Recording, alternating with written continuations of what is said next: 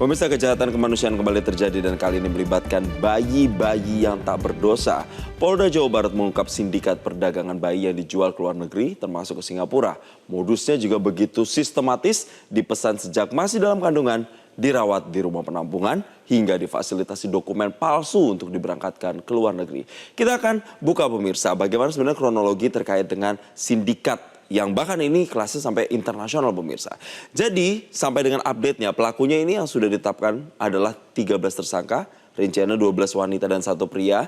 Perannya ini masing-masing pemirsa mulai dari perekrut, pengasuh, pembuat dokumen, akte lahir dan juga paspor. Kemudian penampung, kurir, pengiriman bayi ke luar negeri. Tapi informasi terupdate-nya bahkan mereka ini sudah berprofesi seperti ini sejak tahun 2023 dan memperdagangkan setidaknya 24 bayi ke luar negeri.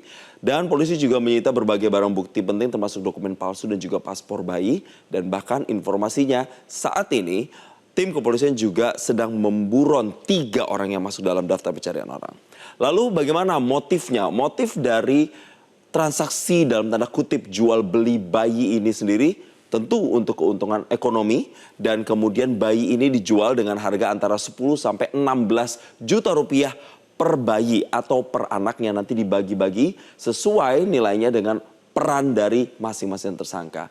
Lalu kita lihat lagi pemirsa, bagaimana sebenarnya di slide berikutnya kita akan bersama membahas mekanisme, jalurnya, sistemnya, hingga kemudian dari bayi yang masih dalam kandungan sampai mereka dijual ke mereka yang ingin mengadopsi di luar negeri. Jadi rekrutmennya sebenarnya sudah dimulai pemirsa. Ini beberapa bayi itu sudah dipesan saat ibu itu hamil dan juga biaya persalinannya bahkan ditanggung oleh sindikat. Jadi sindikat ini bekerjanya sangat rapi dan terorganisir.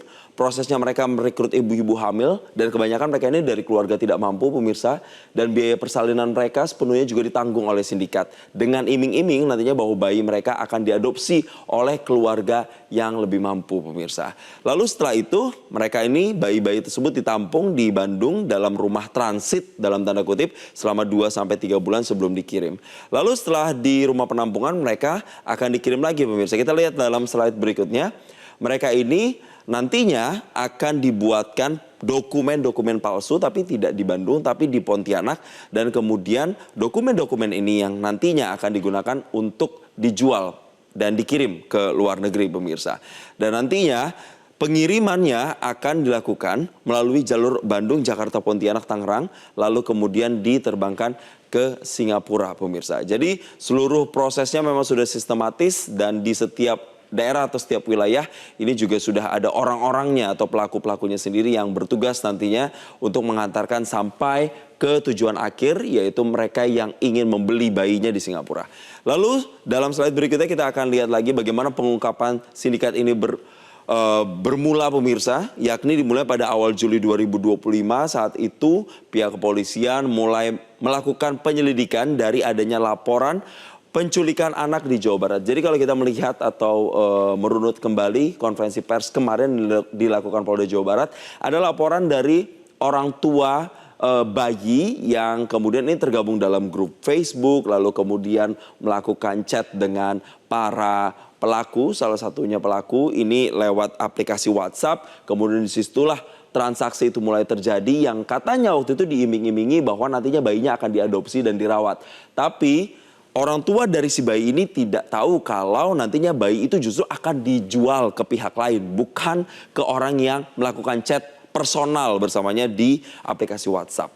Lalu di pertengahan bulan Juli 2025 ada 12 tersangka yang sudah ditangkap di beberapa wilayah di Bandung, Pontianak, dan juga disertai penyelamatan ada 6 bayi pemirsa. 5 dari Pontianak dan 1 dari Tangerang. Tapi selain 12 tersangka yang sudah ditangkap, ada juga tambahan lagi 1 tersangka pria yang juga diamankan.